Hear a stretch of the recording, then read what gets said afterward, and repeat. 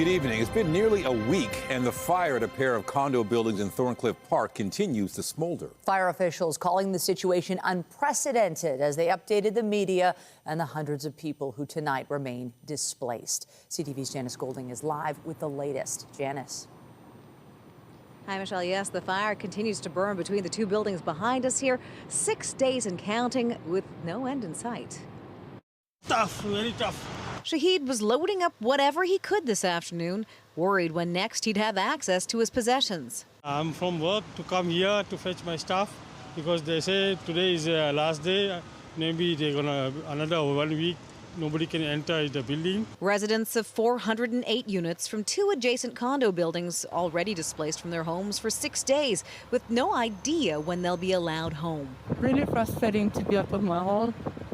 Yeah, but there's nothing we can do about it. Toronto's fire chief saying today a multidisciplinary team of engineers is designing different plans to fight the fire. But accessing the combustible particle board, the material burning in the expansion joint between the two buildings, is proving next to impossible. You're talking about 2 inches.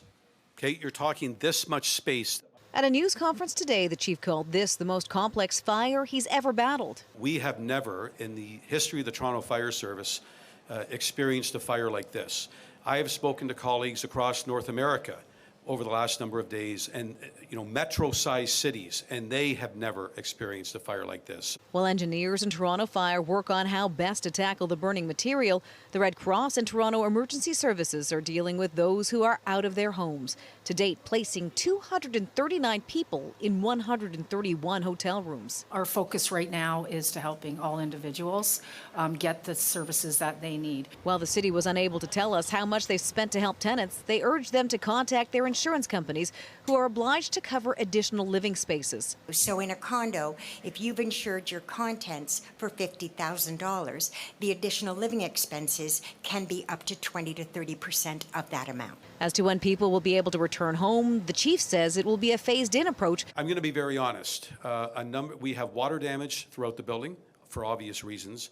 And those units that we are trying to access this material to extinguish, there will be damage to walls, there will be holes in walls. A frustrating fire for the pros to face, and even more frustrating for residents.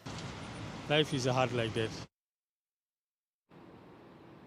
While 239 people are staying in hotels, the number of people registered for support with the Red Cross is actually much higher, sitting at 370 people. Reporting live from Janice Golding. Now back to Michelle and Nathan. Thank you, Janice. Meanwhile, a woman in her 80s had to be rescued from a fire in Etobicoke.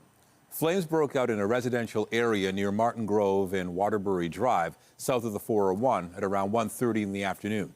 Now, she was taken to hospital with life-threatening injuries. The cause of the fire is under investigation. And frightening moments in Vaughan this afternoon as a home and SUV went up in flames. Emergency crews were called to the house on Tierra Avenue near Jane and Major Mackenzie shortly before 2:30. Police say everyone made it out safely. No injuries reported here. The view from our CTV News chopper there showing a vehicle in the driveway engulfed in flames. Several nearby homes were evacuated as a precaution. The cause of the fire is under investigation. Just ahead tonight, it was loaded with relief supplies destined for those trying to recover after a devastating hurricane hit Jamaica. And overnight, it was stolen. We'll hear from the GTA residents who collected the supplies. The Ford government has released the delayed results of EQAO testing and is now launching an advisory body to those results. CTV's Queen's Park Bureau Chief Siobhan Morris has the details. It frustrated me and made me quite upset. The Minister of Education displeased with the EQAO results he held back for study. He doesn't feel progress in reading, writing, and math is coming fast enough. Half of grade 6 students and 42% of grade 9 students are not meeting the provincial standard in math. In response, the government's setting up a 2-person advisory panel to dig into student learning. The review will look at whether our curriculum and learning resources are clear and easy to use. It will consider how well teachers are being prepared and supported. It will examine whether students have the tools they need to succeed in the classroom. And look at what kind of testing makes sense. The people doing that work will be named in the new year. Their pay, $1,500 a day. I think he should be focusing on what some say the $1,500 a year that students are being shorted individually in our education system. The opposition says the changes needed to help kids succeed are no secret. We need smaller class sizes. We need more teachers. We need more educational assistants, not less. The president of EWECTA is open to talking, but what we don't need is other outside experts, again, trying to tell teachers as if they aren't professionals with experience what should be happening in their classroom. Public elementary teachers want to do away with EQAO, a test their union says hasn't lived up to its goal. Which was to close achievement gaps identified through the tests, where funds are directed to communities and to locations where extra supports are needed. Calandra had planned to make a decision on whether or not to do away with trustees by the end of this year. Now he says no announcement will be made until 2026. He's still reviewing constitutional requirements for education in the Catholic and French systems. But nothing has changed my mind right now that trustees are in any way the best way to deliver a $43 billion educational system. At Queen's Park, Siobhan Morris, CTV News. A live look outside tonight where we are in for chilly conditions and the flurries will be flying. But look at this beautiful shot of Nathan Phillips Square. People bundled up, enjoying the ice. Yes, the winter festivities are in full swing and we are headed inside with CTV's Lindsay Morrison. She's in Leaside as the 30th annual Toy Mountain campaign continues. Hey, Lindsay. Hey, Nathan, Michelle, this is one of our biggest crowds yet as we continue to build a toy. Oh, yeah, it's a nice loud crowd tonight. We've got so many special guests. Hello, children. Hello, Sharon. We'll get to you in just a moment. But Jan, thanks for having us here tonight at Access Storage in Leaside. We love coming out here and you're a fabulous partner to Toy Mountain. Our pleasure, Lindsay. The more the merrier for Toy Mountain. This is our 16th year where we've been hosting and building a mountain of toys, and so we're very excited for everybody to be here today. It's going to be a wonderful night. There's all kinds of treats. We've got the beautiful carolers back there that we will enjoy listening to in just a moment as well. Peter, want to say hello to you from Rotary Toronto Leaside, and you brought a donation tonight as well. Absolutely. That's what we're all here for, and we're all here to make sure that there's as many toys as possible to build the biggest mountain we can find. Oh, I think we're going to build the biggest mountain we can find. Do you all agree? Yeah. Melissa DeMarco, thank you for joining us tonight as well. This is a special place for you. So wonderful. I love the fact that Access Storage has brought the community together. Everyone is coming in to contribute to this incredible toy mountain to ensure that every kid out there enjoys the holiday season. It sure feels like every kid is going to be able to. Everyone hold up your toys. This is an amazing showing already. And you know what? It's chilly out there tonight, so we're staying nice and cozy in here. For now, we've got a lot of toys to check out outside too. But let's take a first look at your forecast. Make sure you do bundle up if you're venturing out tonight. It's chilly out there, -1 degree in Toronto. That doesn't look so bad, but you factor in the winds and it feels more like -6 at this hour. Those winds coming out of the southwest, and they are breezy. They've been gusting close to about 50 through the rest of the day today and are going to change to more of a northwest wind tonight. Already we've seen some flurries. We had some outside the window here not too long ago in Leaside, and we can expect more as the night progresses. There's your overnight. Oh, Burr, December, -7 degrees, wind chill -16. And yes, this is good weather for building a toy mountain. So much more to come live from Access Storage here in Leaside. For now, we'll send it back inside to you. Wave bye, everybody. See you soon.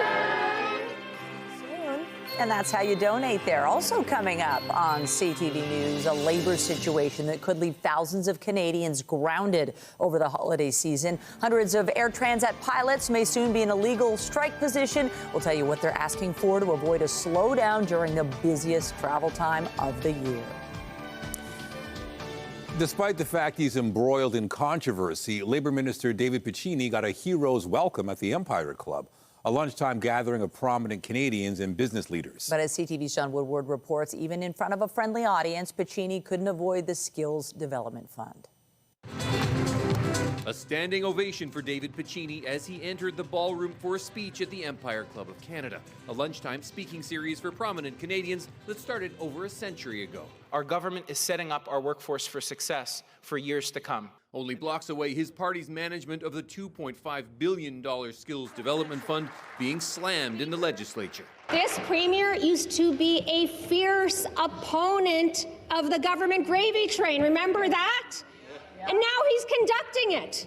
You know, toot toot, all aboard. The kind of criticism that's gone on for months in a fund tied to an adult entertainment club and a dental practice claiming to treat the Ford family. Let me deal with the elephant in the room. That from Joseph Mancinelli, the leader of LIUNA, a union that benefited to the tune of tens of millions from the fund and sponsored the event. Words like corruption are words that should never be spoken in the legislature, and quite frankly, those who are speaking those are the corrupt people that are ruining this province.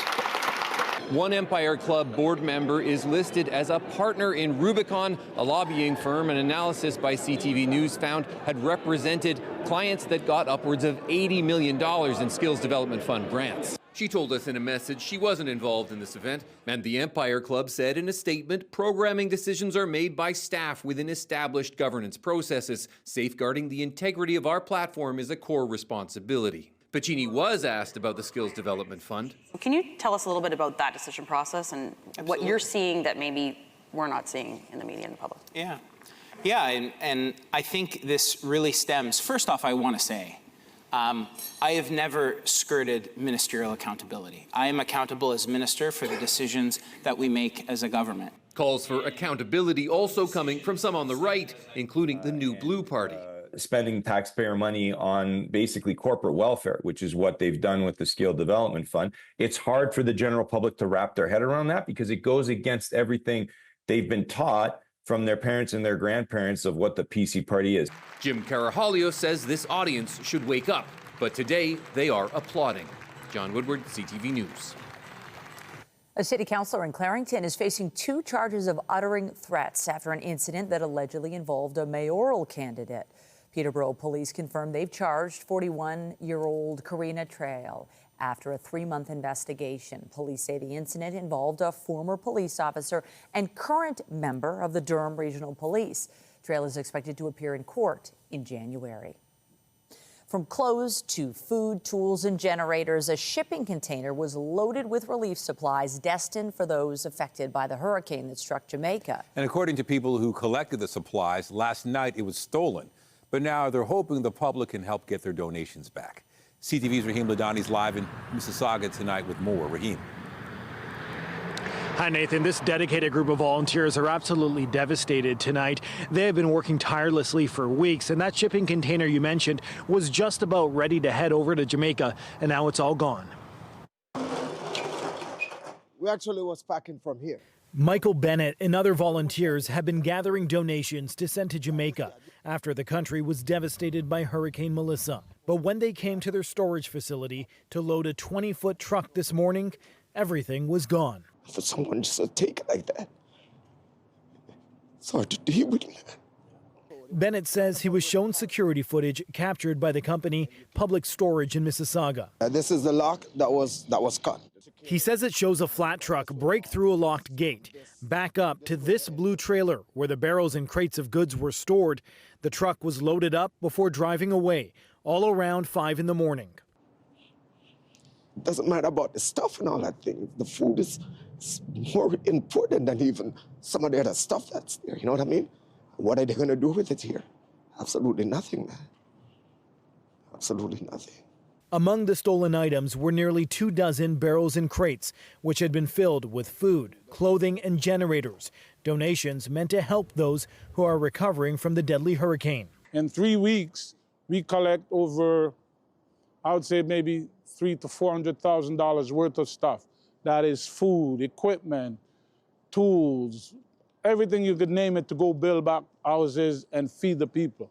Peel police confirmed they came to the storage facility just east of Derry Road and Goreway Drive and say it appears a theft occurred overnight. While the volunteers now work with police in their investigation, they remain strong, vowing not to quit. They ain't gonna shake us. I think we're gonna do better. Promising to gather donations again so Jamaica gets the help it needs. The volunteers are asking anyone who spots that blue trailer, which you saw in the story, to please contact police. Peel Police at this time did not have a suspect or vehicle description to share with the public. Reporting live, I'm Raheem Ladani. Michelle, back to you. Thank you, Raheem. York Regional Police are sharing footage of a dramatic chase that led to a man facing 32 charges, including stunt driving, dangerous operation, and driving while under suspension. Is it a unit? What is going on? Is he going through red lights? Yeah, he is. All right, we've got a live one here. Yeah. Officers reported a Dodge Caravan driving erratically in Vaughan early Saturday morning. The police say the minivan was stolen and the suspect tried and failed to steal another vehicle from a driveway while fleeing. Police then deployed a tire deflation device. He's starting to spark up. He's sparking good. Into an apartment roundabout. The police helicopter capturing the suspect ditching the vehicle in a parking lot on Antibes Drive in Toronto, who was soon stopped on foot. Police say they've also linked 29-year-old John Derrick Saturnino to 2 break-and-enter incidents last month. Well, there's some potential turbulence on the horizon for Air Transat passengers as 99% of the carrier's unionized pilots vote to authorize a strike. As CTV's Annie Bergeron Oliver reports, the flight cancellations could start soon. In exactly 1 week's time, Air Transat could be forced to start grounding flights, as its roughly 700 unionized pilots will be in a position to strike. A December strike will be catastrophic because capacity is already saturated. Other airlines like Air Canada and WestJet are flying full plane for the holidays. The threat during the busiest travel time of the year comes nearly a year after talks between the union and airline began. The pilots want pay raises and better job security and say they're tired of working under a contract signed 10 years ago. In a statement, the union says, "Let us be clear, we do not want to strike. However, after nearly a year of slow bargaining and little progress, we urge management to utilize the remaining time and negotiate seriously to avoid operational and flight disruptions." If anyone knows labor negotiations, I do, and I know that there's a pattern here, and we obviously hope they get a deal. The airline is confident a deal can be found, saying in a statement, although this is a common step in the collective bargaining process and does not mean that a strike will be initiated, we remain fully committed at the bargaining table and aim to reach a tentative agreement without labor dispute. Aviation analysts say the prospect of a Christmas slowdown puts pressure on a company already facing financial troubles. I don't think Transat's in a position right now of being able to accept a financially disruptive situation like a strike, so they will settle. Air Transat says its operations are currently running as normal. Either side must give 72 hours notice of a strike or a lockout. Annie Bergeron Oliver, CTV News, Ottawa. Federal and provincial leaders are pushing back on criticism of their move to offer financial supports to Algoma Steel, even as they were aware the company planned to lay off about 1,000 workers in the coming months.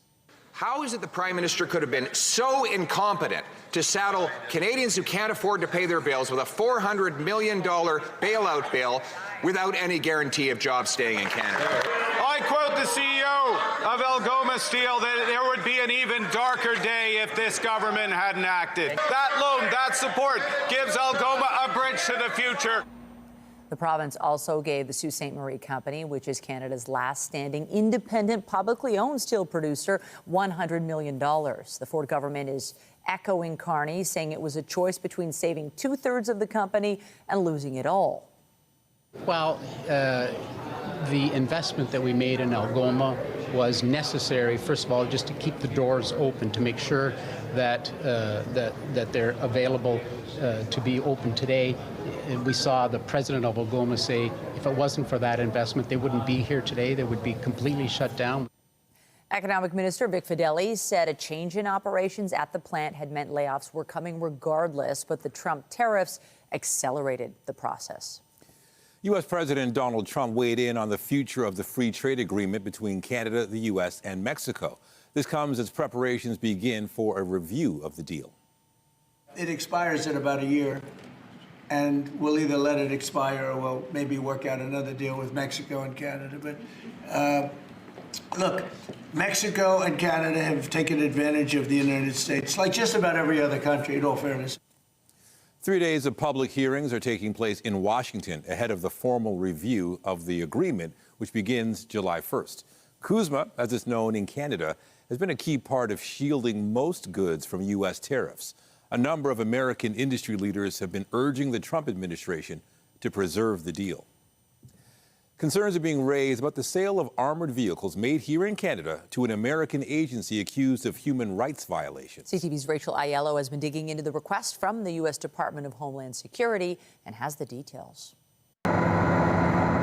20 armored vehicles made by Brampton-based defense manufacturer Rochelle are set to be delivered to U.S. Immigrations and Customs Enforcement agents before the end of the year. The rush order from ICE came in late last month and is worth the equivalent of 10 million Canadian dollars. According to U.S. procurement documents, Rochelle is uniquely positioned to fulfill the requirement within the necessary timeframe, having confirmed immediate availability of vehicles that fully meet ICE specifications. The government is not involved in the transaction. The department enacting the U.S. administration's mass deportations has been accused of abusing human rights. Asked if the Canadian government had any concerns about the contract in light of this, the foreign minister wouldn't say. We have not received any questions or permit requests regarding this transaction, and I will continue to reiterate that Canada and the United States have a strong bilateral relationship with an open line of communication in which, if necessary, I will raise the issues with Secretary Rubio. Rochelle's made in Canada armored vehicles have been sent to the front lines in Ukraine, though the company also set up shop south of the border last year, ahead of U.S. President Donald Trump enacting his Buy American agenda. Rochelle did not respond to questions by our deadline about where the armored vehicles ICE ordered are originating. Rachel Aiello, CTV News, Ottawa. As the U.S. tries to broker a deal to halt Russia's invasion of Ukraine, NATO's Secretary General says it's important Moscow doesn't get the wrong impression. Ukraine continues to show incredible resilience. Putin believes he can outlast us, but we are not going anywhere. Today is yet another clear sign that he is wrong. We are strengthening our support for Ukraine and increasing pressure on Russia. Mark Rutte said 2/3 of NATO member states have now committed to a program aimed at supporting Ukraine's defense needs. Foreign Affairs Minister Anita Anand says Canada's chipping in a combined $235 million as Ottawa ramps up work on NATO priorities.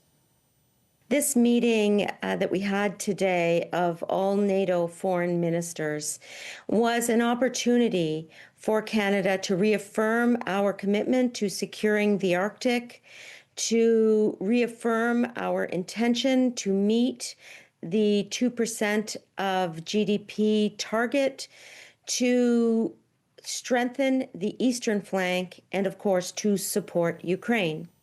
Global Affairs Canada says the government has committed nearly $22 billion in funding for Ukraine since Russia invaded the country in 2022. To the Middle East now, where Hamas says it's handed over the body of one of the last two deceased October 7th hostages after it was found in Gaza. The armed wing of the Hamas-allied Palestinian Islamic Jihad group says it found the body after carrying out a search in northern Gaza.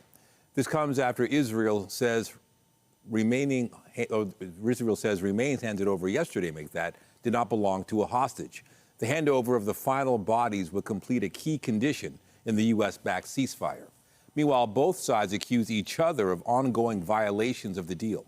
5 Palestinians were reported killed as Israel struck a camp in Khan Yunis, saying it was hitting a Hamas terrorist after 5 of its troops were wounded in an attack in Rafah. The death toll in last week's devastating high-rise complex fire in Hong Kong has risen to 159 as mourners continue to gather at the scene. I think the entire population in Hong Kong would love to have the truth and the justice to be told. Neighbors laid flowers at the memorial site as police continue to search through the charred buildings. Nearly 30 people remain missing, and recovery efforts could take weeks. 15 people have been arrested on suspicion of manslaughter and 12 have been arrested in a corruption investigation. Authorities say substandard plastic mesh and insulation foam used during renovation work fueled the rapid spread of the deadly blaze. Coming up, support gaps leaving many with intellectual disabilities vulnerable to homelessness. An eye-opening look at a segment of society experts say is falling through the cracks. And I'm Pat Foran. Coming up on Consumer Alert, a new bill at Queen's Park is raising concerns about tenant rights. Some landlords say the changes are needed because a small number of professional tenants are abusing the system to avoid paying rent and moving out. That story is just ahead. We are outside Access Storage here in Leaside. Jan, this is a portable storage unit. Tell us what you've got inside there. Well, we could open up the door to find out. I've enlisted my little helper over here. So now let's open it up. Let's see what we got here. We've got a mountain of toys. Toys and more toys. Oh, thank you, Access Storage. And I know this is not your only donation. Oh, no, this is just a start. Oh, my goodness. Yeah. Okay. Lots more to come. That's fabulous. We'll check in with you in just a little bit.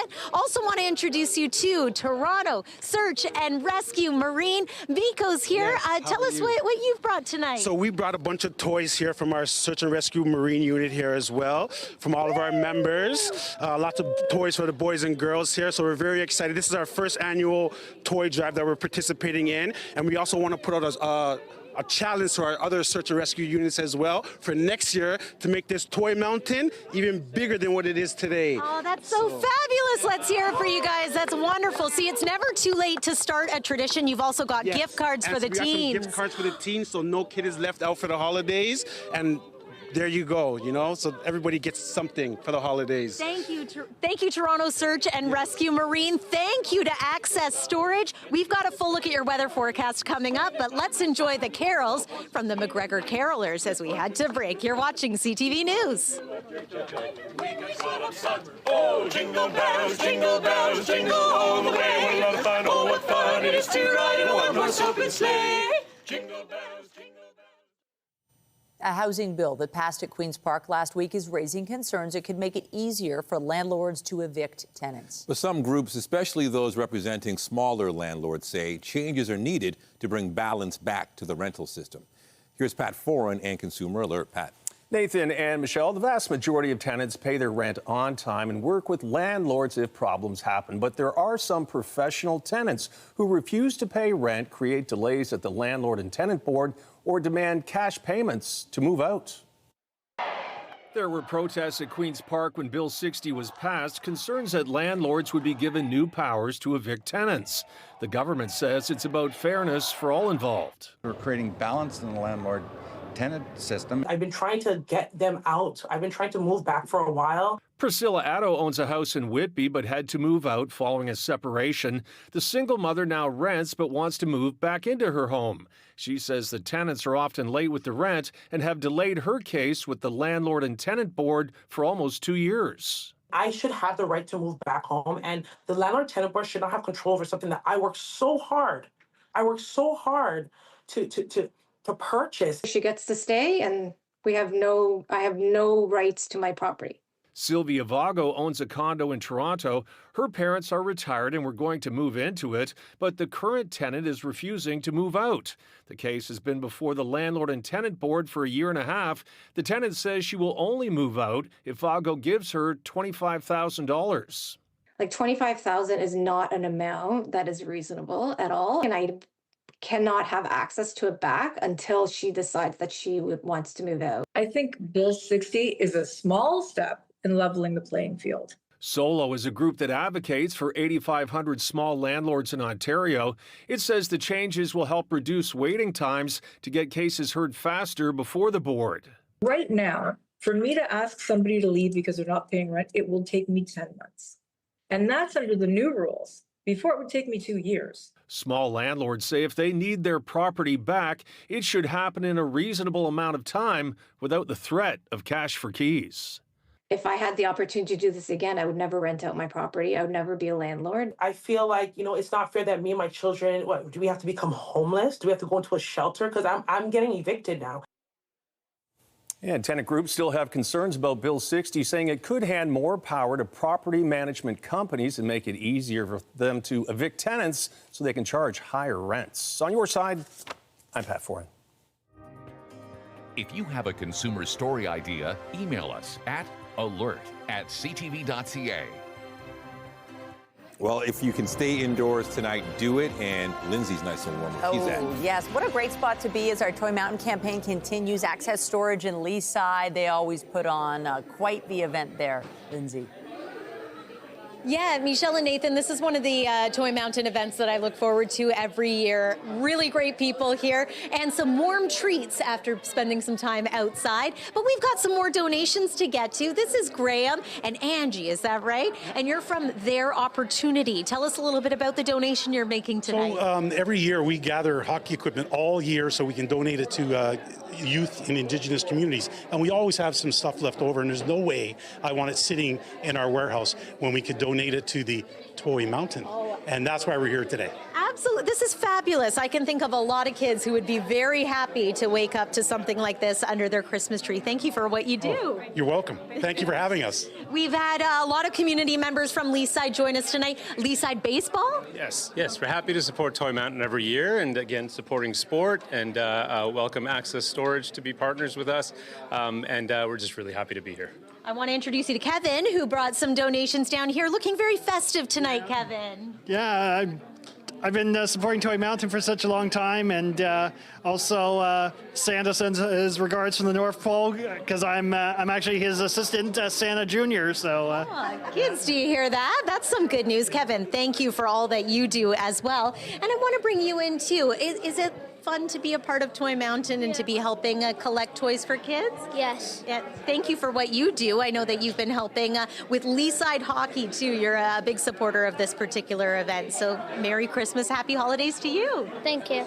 You're welcome. Let's talk a little bit about the weather, and then we have a rather special guest that I can't wait to get to. But we'll begin by letting you know that it is chilly outside. It is -1 degree. It feels like -8. Look at those temperatures and wind chills across northern parts of Ontario. And through the night tonight, it is going to be quite chilly. -7 for the low, -16 the wind chill, and a few flurries out there set to continue as well. So tomorrow, our forecast daytime high is only -4 degrees. It's going to feel into the minus teens throughout the day, and that makes this our coldest day of the season so far and our coldest day since last winter. Tomorrow's highs right across southern Ontario below seasonal. For the third day in December, we should be closer to about 3 degrees on the plus side. So if you think it's been chilly, you'd be correct. We do have some flurries moving across southern Ontario. This is a frontal system, so a cold front coming through. That's going to change the wind direction and lead to a little bit of lake effect snow once again.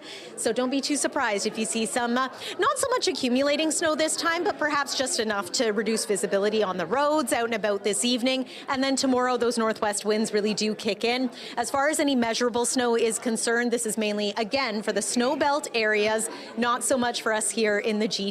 But the possibility of flurries continues into the weekend. Here's a look at some of those snowfall totals, just a trace to maybe a centimeter or two here locally, but perhaps double-digit centimeter accumulation close to Georgian Bay and Lake Huron. 7-day forecast. Let's get to the weekend. A little bit milder for your Saturday, 2 degrees and flurries in store. Sunday, we're back into some sun, but it's going to get cold again, especially at night. Look at that overnight low, -12, and a below seasonal start to next week as well.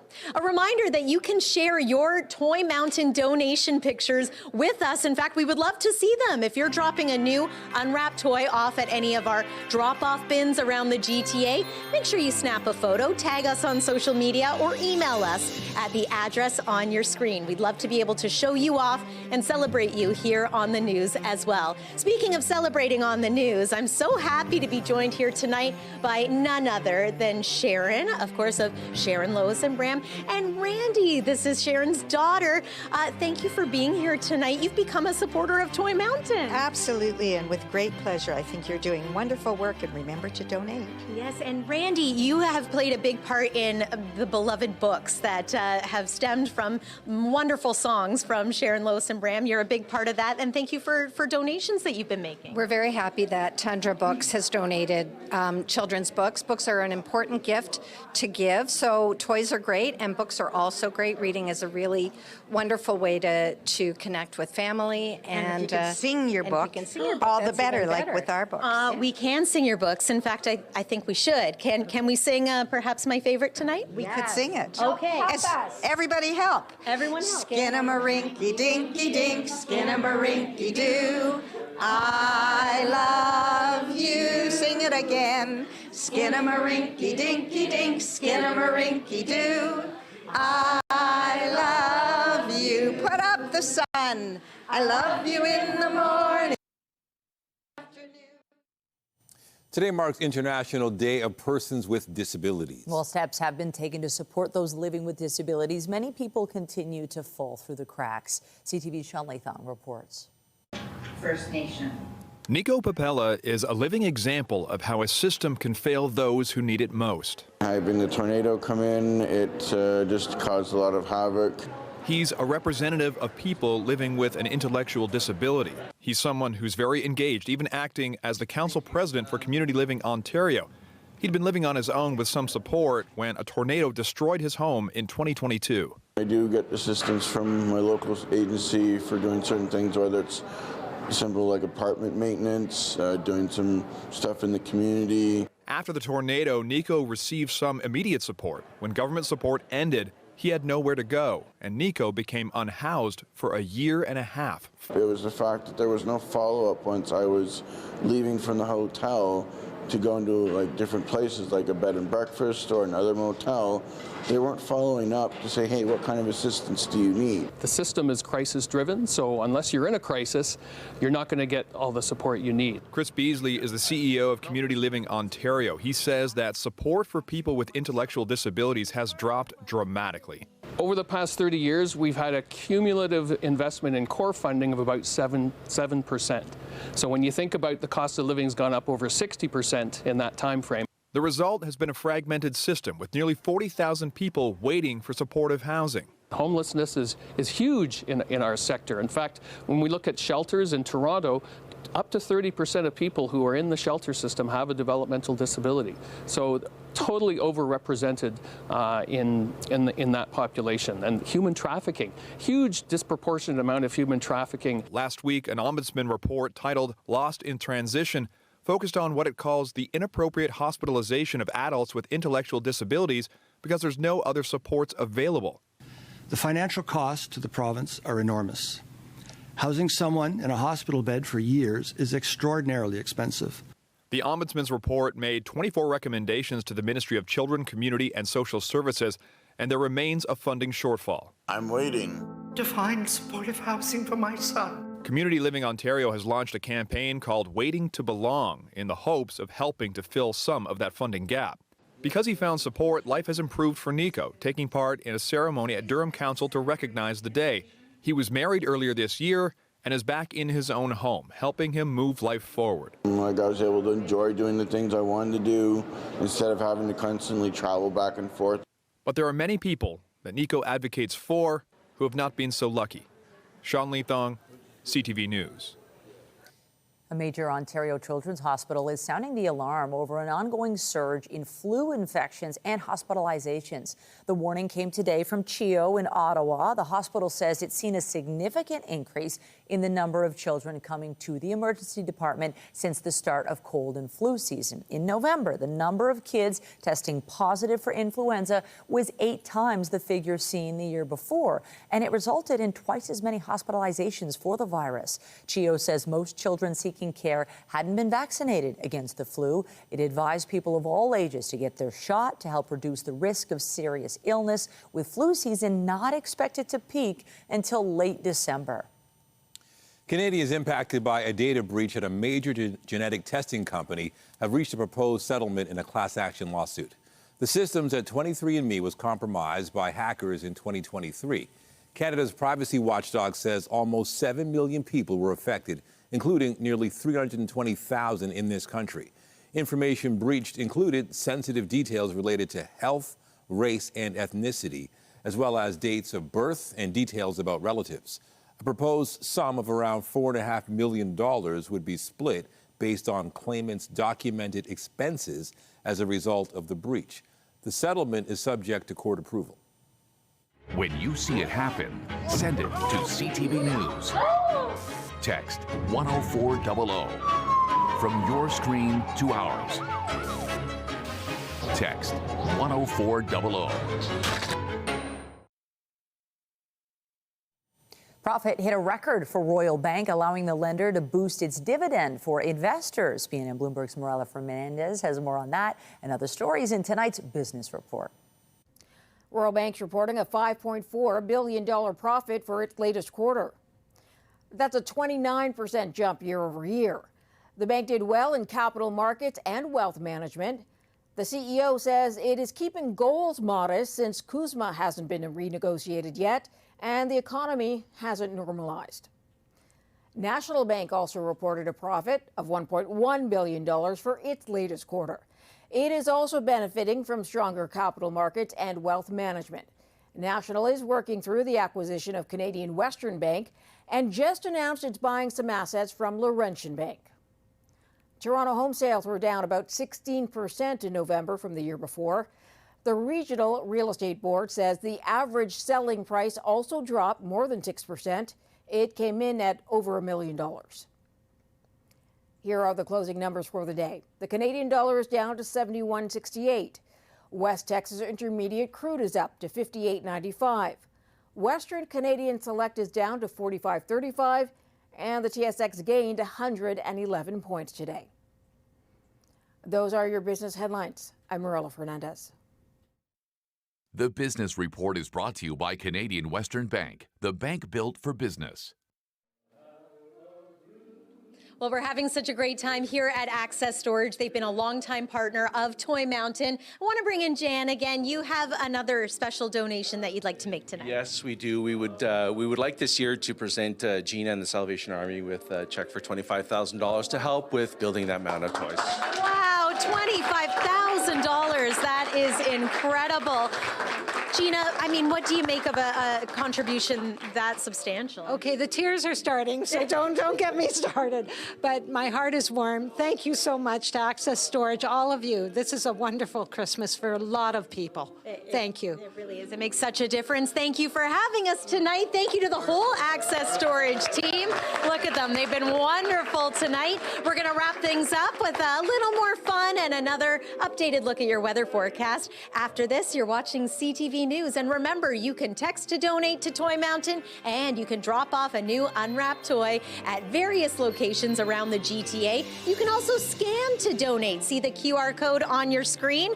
Every little bit makes a difference this time of year. So thank you from CTV and the Salvation Army. Woohoo!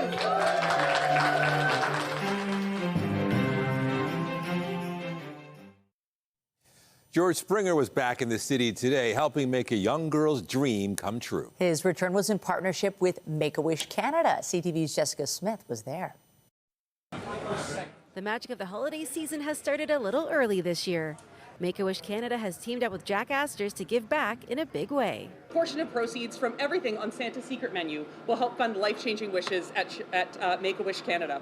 Guests can also round up their bill, or they can actually purchase a star in stores, which will add to the decor and will also create another donation to go to Make-A-Wish Canada.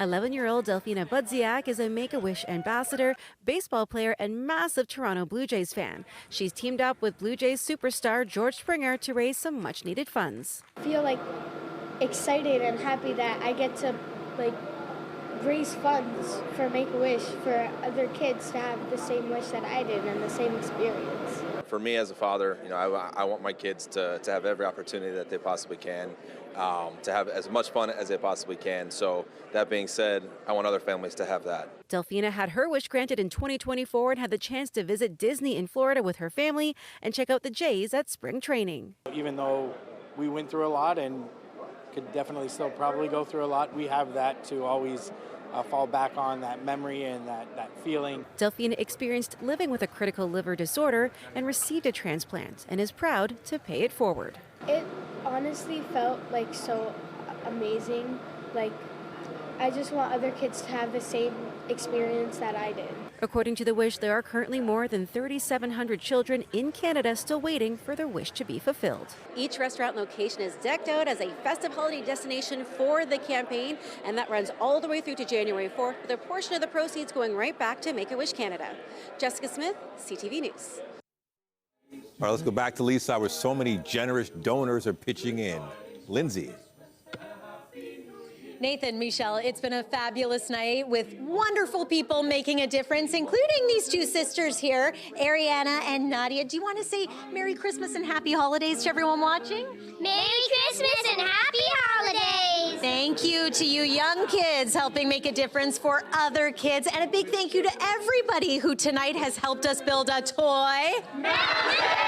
It's been so great being here. Let's take one more look at your weather. 7-day forecast shows, some pretty cool temperatures over the next couple of days here, including into the weekend. Another blast of Arctic air as we head into Sunday night, and Monday's going to be quite chilly as well. Just prepare for some flurries here and there. We're having a wonderful time building a toy mountain!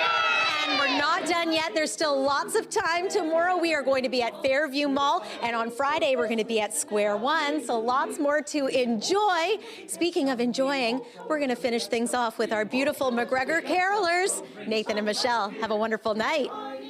Oh, thank you, Lindsay. Thanks, everyone. I want to listen in. Happy New Year.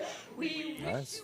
We're out of time, but that was fabulous. All right, thanks to everybody. And you can join Omar Sachedine. He's on at 11 tonight for CTV National News, followed by Zoraida Almond with your next local newscast at 11:30. Meantime, our coverage continues anytime on CP24 and at ctvnewstoronto.ca. For Lindsay Morrison and the whole team here at CTV News, thanks for watching and have a great night.